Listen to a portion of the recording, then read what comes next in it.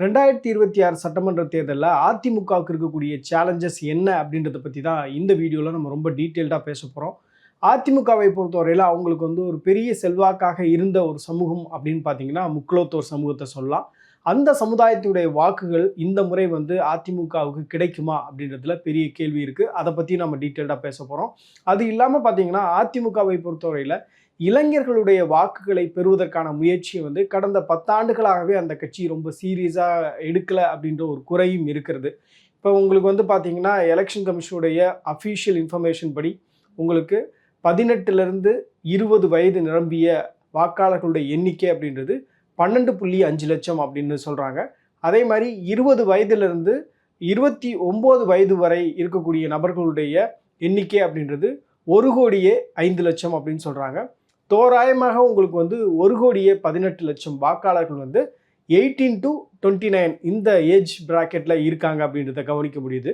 So இந்த வாக்காளர்களை தங்கள் பக்கம் கொண்டு வருவதற்கான முயற்சியை அதிமுக பெரிய அளவில் செய்யலை அப்படின்றது அதிமுகவுக்கு இந்த தேர்தலை பொறுத்தவரையில் ஒரு பெரிய சேலஞ்சாக இருக்க போகுது அப்படின்னு நான் நினைக்கிறேன்.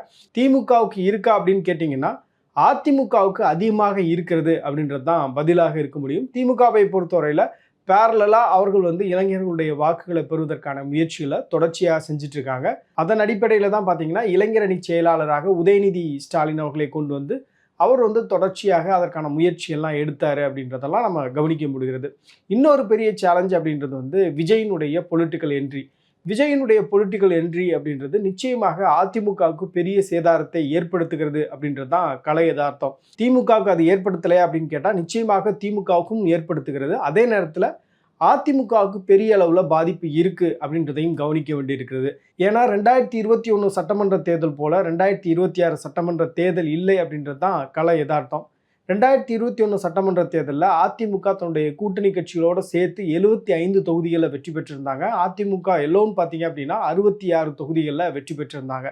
இன்றைக்கு உங்களுக்கு திமுக மீது இன்கம்பன்சி இருக்கலாம், திமுக மீது குறைகள் இருக்கலாம், எல்லாமே இருந்தாலும் கூட விஜய் ஃபேக்டர் அப்படின்றது நிச்சயமாக அதிமுகவுடைய வாக்குகளில் அது ஒரு சேதாரத்தை ஏற்படுத்துகிறது அப்படின்றது தான் உண்மையான ஒரு விஷயம்.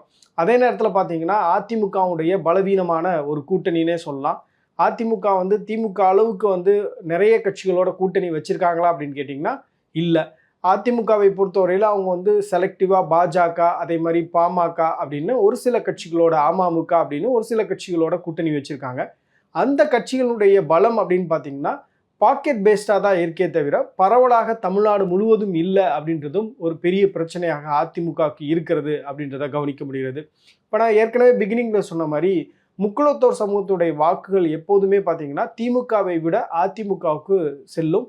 அதுவும் குறிப்பாக சவுத்தில் ஒரு டிசைடிங் ஃபேக்டராக முக்குலத்தோர் சமூகத்துடைய வாக்குகள் இருக்குது அப்படின்றத கவனிக்க முடிகிறது. இப்போ அந்த செக்மெண்ட்டில் ஒரு பெரிய ஆபத்து அதிமுகவுக்கு இருக்குது அப்படின்றத தான் பார்க்க வேண்டியது இருக்கிறது.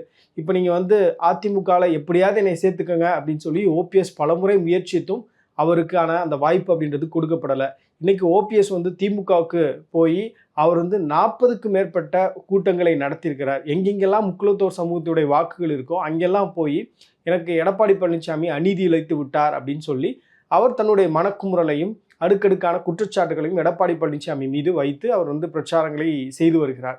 இது நிச்சயமாக ஒரு விதமான தாக்கத்தை ஏற்படுத்துவதற்கான வாய்ப்பு இருக்குது. ஏன்னா இப்போ எடப்பாடி பழனிசாமி மீது இருக்கக்கூடிய இன்னொரு விமர்சனம் என்ன அப்படின்னா, அது கவுண்டர் கட்சியாக மாறிக்கொண்டிருக்கிறது அப்படின்ற விமர்சனம் பொதுவாக வைக்கப்படுகிறது. அப்படின்றப்ப முக்குலத்தோர் சமூகத்தினுடைய வாக்குகள் அதிமுகவுக்கு போகாமல் தடுப்பதற்கான ஒரு முயற்சியாக ஓபிஎஸ்னுடைய இந்த கூட்டங்கள்லாம் இருக்குது அப்படின்றது ஒன்று. ரெண்டாவது பார்த்தீங்க அப்படின்னா, உங்களுக்கு சசிகலா அவர்களுடைய ஃபேக்டர் அப்படின்றது நிச்சயமாக முக்குலத்தோர் சமூகத்தினுடைய வாக்காளர்கள் மத்தியில் ஒரு தாக்கத்தை ஏற்படுத்தும் அப்படின்னு நான் நினைக்கிறேன். சசிகலாவினுடைய புரட்சி தலைவர் மக்கள் முன்னேற்ற கழகம் கட்சி 80 தொகுதிகளில் போட்டிடுறாங்க. அதுவும் இந்த ரீஜியனை டார்கெட் பண்ணி அவங்க போட்டிடுறாங்க. ஸோ இப்போ இந்த வாக்குகள் நிச்சயமாக அதிமுகவுக்கு போவதை தடுக்கும் அப்படின்றதையும் கவனத்தில் எடுத்துக்கொள்ள முடிகிறது. என்னதான் டிடிவி தினகரனுடைய அம்மா மக்கள் முன்னேற்ற கழகம் அதிமுகவோட கூட்டணியில் இருந்தாலும் சசிகலா ஏற்படுத்தக்கூடிய பாதிப்பு அப்படின்றது நிச்சயமாக இருக்கும் அப்படின்னு நான் நினைக்கிறேன். ஏன்னா டிடிவி தினகரன் வாய்ப்பு வழங்காத பலர் இன்னைக்கு பார்த்தீங்கன்னா சசிகலாவினுடைய புரட்சி தலைவர் மக்கள் முன்னேற்ற கழகம் கட்சியில் இணைந்து அங்கே கேண்டிடேட்டாக போட்டிடுறாங்க அப்படின்றதையும் பார்க்க முடியுது. அதனால நிச்சயமாக ஒரு சேதாரத்தை சசிகலா அவர்கள் ஏற்படுத்துவார்கள் அப்படின்றதையும் பார்க்க முடியுது. இப்போ நீங்கள் டிடிவி தினகரனை விட முக்குளத்தோர் சமூக மக்களுக்கு சசிகலா அப்படின்ற ஒரு நேம் வந்து ரொம்ப பரிச்சயமான ஒரு நேமு. அது இல்லாமல் வந்து ஒரு எமோஷனாக பார்க்கக்கூடிய ஒரு நபராகவும் இருப்பாங்க. இப்போ சசிகலாவை பொறுத்தவரையில் அவங்களுக்கு இழைக்கப்பட்ட அநீதி அப்படின்றத சொல்கிறதுக்கு அவங்கள்ட்ட ஒரு ஸ்டோரி அப்படின்றது இருக்குது. எடப்பாடி பழனிசாமி என்னுடைய முதுகில் குத்தி விட்டார் அப்படின்னு அவங்க கட்சி தொடங்கும் போதே வந்து அனௌன்ஸ் பண்ணியிருந்தாங்க. அதை வந்து ஒரு குற்றச்சாட்டாகவே வச்சுருந்தாங்க. அப்போ சசிகலா வந்து எமோஷ்னலாக கனெக்ட் பண்ணக்கூடிய வகையில் இருப்பதனால நிச்சயமாக சவுத்தில் பார்த்தீங்க அப்படின்னா முக்குளத்தோர் சமூகத்தினுடைய வாக்குகள் வந்து அதிமுகவுக்கு போவதை தடுப்பதற்கான ஒரு வேலையாக அவர்களுடைய எமோஷனல் ப்ளே பண்ணும் அப்படின்னு நான் நினைக்கிறேன். இன்னொரு பக்கம் பார்த்தீங்க அப்படின்னா சசிகலா அவர்கள் வந்து கூட்டணி வைத்திருப்பது சீனியர் ராமதாஸோட. சீனியர் ராமதாஸ் வந்து வன்னியர் சமூகத்துடைய ட்ரெடிஷ்னல் ஓட்டர்ஸ் வந்து அவர் எமோஷ்னலாக அட்ராக்ட் பண்ணுவார் அப்படின்ற ஒரு வாதமும் முன்வைக்கப்படுகிறது. இப்போ பாமகவினுடைய ஒரு தரப்பு, அதாவது நிர்வாகிகள் அனைவரும் இருக்கக்கூடிய ஒரு தரப்பு அப்படின்னா அன்புமணி ராமதாஸ் தரப்பு தான். இப்போ அன்புமணி ராமதாஸுக்கு கிடைக்கக்கூடிய அந்த வாக்குகளில் அவர் ஒரு சேதாரத்தை ஏற்படுத்துவார் அப்படின்னு சொல்கிறாங்க. அப்போ வந்து கூட்டணியாக சசிகலா, சீனியர் ராமதாஸ் இந்த கூட்டணி வந்து நிச்சயமாக அதிமுகவுக்கு ஒரு பெரிய சேதாரத்தை ஏற்படுத்துவதற்கான வாய்ப்பு அப்படின்றது அதிகமாகவே இருக்கிறது அப்படின்னு சொல்கிறாங்க. இன்னொரு பக்கம் பார்த்தீங்க அப்படின்னா சிறுபான்மையினுடைய வாக்குகள், அதே மாதிரி பட்டியலின சமூகத்தினுடைய வாக்குகள் அப்படின்றது வந்து உங்களுக்கு திமுகவுக்கு போகும். ஒரு பகுதி வந்து அதிமுகவுக்கும் கடந்த காலங்களில் போயிருக்கு. இந்த முறை வந்து பாஜக வந்து அதிமுகவோட கூட்டணியில் இருக்கிறதுனால சிறுபான்மையினுடைய வாக்குகள் அப்படின்றது டோட்டலாக கட்டாவதற்கான வாய்ப்பு இருக்குது. அதே மாதிரி பட்டியலின சமூகத்தினுடைய வாக்குகளை வந்து திமுகவும் புது பிளேயரான டிவிகேவும் ஈர்ப்பதற்கான வாய்ப்புகள் அப்படின்றது அதிகமாக இருக்குது. ஸோ இந்த 2 செக்மெண்ட்லேருந்தும் டோட்டலாக வந்து அதிமுக தலைமையிலான இந்த என்டிஏ கூட்டணிக்கு போவதற்கான வாய்ப்புகள் மிக மிக குறைவு அப்படின்னு சொல்கிறாங்க. இது இல்லாமல் பார்த்தீங்க அப்படின்னா உங்களுக்கு வந்து வன்னியர்களுடைய வாக்குகளை வந்து சீனியர் ராமதாஸும் பிரிப்பார். இன்னொரு பக்கம் பார்த்தீங்க அப்படின்னா உங்களுக்கு வந்து அன்புமணி ராமதாஸும் பிரிப்பார். திமுகவும் ஒரு பக்கம் பிரிக்கும். அப்போ அங்கேயுமே வந்து ஒரு செக் அப்படின்றது அதிமுக தலைமையிலான என்டிஏ கூட்டணிக்கு இருக்குது அப்படின்னு சொல்கிறாங்க. இப்போ நம்ம முன்னாடியே பேசின மாதிரி முக்குளத்தோர் சமூகத்துடைய வாக்குகளை வந்து உங்களுக்கு ஓபிஎஸ் ஒரு பக்கம் பிரிப்பார். அது இல்லாமல் சசிகலா ஒரு பக்கம் பிரிப்பாங்க. ஸோ இங்கேயுமே வந்து ஒரு செக் அப்படின்றது இருக்குது அப்படின்றத இங்கே கவனிக்க முடியுது. இது இல்லாமல் வந்து உங்களுக்கு முதலியார் சமூகத்தை சேர்ந்த 14 பேருக்கு வந்து திமுக இந்த தேர்தலில் போட்டியிடுவதற்கான வாய்ப்புகள் கொடுத்துருக்காங்க. இது இல்லாமல் நாயுடு ரெப்ரசன்டேட்டிவ்ஸ் வந்து அதிகமாக இருக்குது அப்படின்றதையும் பார்க்க முடிகிறது. தேமுதிக வந்து ஒரு 10 தொகுதி வாங்கியிருந்தாங்க. அந்த 10 தொகுதியில் வந்து 6 தொகுதிகள் வந்து நாயுடு கேண்டிடேட்ஸ் தான் இருக்கிறாங்க. அது இல்லாமல் நாடார் கேண்டிடேட்ஸும் நிறையா வந்து திமுக ரெப்ரசன்டேஷன் கொடுத்துருக்காங்க இந்த முறை. ஸோ ஒட்டுமொத்தமாக பார்த்தோம் அப்படின்னா அதிமுகவை பொறுத்தவரையில் அவர்களுடைய ட்ரெடிஷ்னல் ஓட்ஸை நம்பி மட்டும்தான் களத்தில் இருக்காங்க அப்படின்றத கவனிக்க முடிகிறது. ஏன்னா ஏற்கனவே வந்து 1,18,00,000 வாக்காளர்கள் வந்து அவர்களுக்கு கிடையாது. ஸோ அது வந்து மற்ற கட்சிகளுக்கு ஒரு அட்வான்டேஜாக இருக்கும். அது டிவிகேக்கு அட்வான்டேஜாக இருக்கும். அது இல்லாமல் திமுகவுக்கு ஒரு பகுதி வந்து அட்வான்டேஜாக இருக்கும். பட் அதிமுகவை பொறுத்தவரையில் எபோவ் 30 தான் வந்து அவர்களுடைய வாக்காளர்களாக இருக்க போகிறாங்க. ஸோ அங்கே வந்து எவ்வளோ தூரம் அவங்க அட்ராக்ஷன் பண்ணுறாங்க அப்படின்றதையும் கவனிக்க வேண்டியது இருக்குது. இன்னொரு இன்ட்ரெஸ்டிங்கான டேட்டா என்ன அப்படின்னு பார்த்தீங்கன்னா உங்களுக்கு வந்து 1991லேருந்து 2021 வரை நம்ம வந்து சவுத்தில் முக்குளத்தோர்கள் எந்த அளவுக்கு ஒரு தாக்கத்தை ஏற்படுத்தி இருக்கிறாங்க அதிமுக அப்படின்னு நீங்கள் பார்த்தீங்க அப்படின்னா உங்களுக்கு 1991ல் 164 இடங்களில் அதிமுக வெற்றி பெறுகிறது. அதில் வந்து 41 தொகுதிகள் வந்து சவுத்தில் இருந்து மட்டுமே அவங்களுக்கு கிடச்சிருக்கு அப்படின்றத பார்க்க முடியுது. இங்கே வந்து 1991லேருந்து 2001 வரையும் பார்த்தீங்க அப்படின்னா 63 தொகுதிகள் வந்து சவுத்தில் இருந்தது, சவுத் ரீஜனில். அதில் வந்து 1991ல் 41 தொகுதிகளில் ஜெயிக்கிறாங்க. 63லேருந்து 41 அப்படின்றது அவங்களுக்கு கிடைக்கிறது. 1996ல் பார்த்தீங்க அப்படின்னா ஒரு பெரிய படுதோல்வியை வந்து அதிமுக சந்திக்குது. ஏன்னா மொத்தமே தமிழ்நாடு முழுவதும் அவங்க 4 தொகுதிகளில் தான் ஜெயிக்கிறாங்க. வெறும் 2 தொகுதிகள், அதை 4 தொகுதிகளில் 2 தொகுதிகள் பார்த்தீங்கன்னா சவுத்துலேருந்து வந்தது அப்படின்றதையும் கவனிக்க முடிகிறது. 63ல் 2 ஜெயிக்கிறாங்க. ஓகேங்களா. 2001ல் பார்த்தீங்க அப்படின்னா 132 தொகுதிகளில் அதிமுக வெற்றி பெறாங்க. அதில் வந்து 40 தொகுதிகள் வந்து உங்களுக்கு சவுத் ரீஜியன்லேருந்து வருகிறது.